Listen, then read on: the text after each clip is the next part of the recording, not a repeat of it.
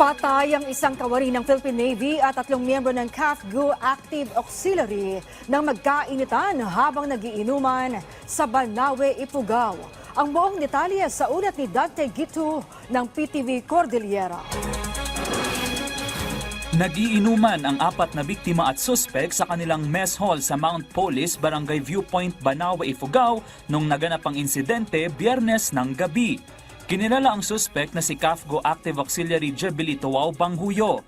Ang mga biktima ay sina CAFGU Active Auxiliary Alphon Amtalaw Magiwe at Sunny Bumadang at Army Staff Sergeant Andrew Dulnuan. Yung suspect is may naungkat siya na issue regarding sa dutihan nila doon sa kampuhan nila.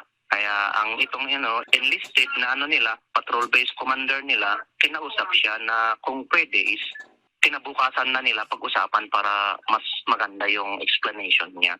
Inihatid ng isa pa nilang kasamahan ng suspect sa kanilang bunker pero bumalik siya sa mess hall.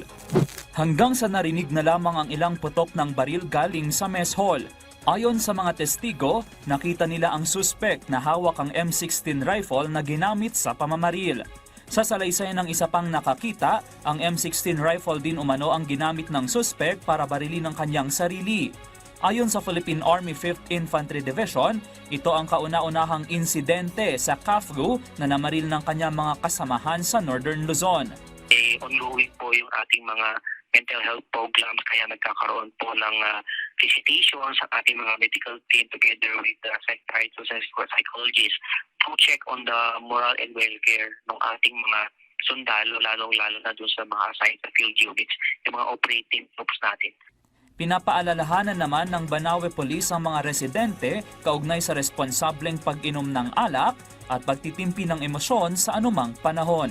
Okay lang naman mag-inom, pero yun nga, yung wag sobrahan. Tapos pag mag-inom, wag na yung nagbabanggit-banggit ng mga problema kasi sa is diyan nag-uumpisa. Dante Gitu, para sa Bayan.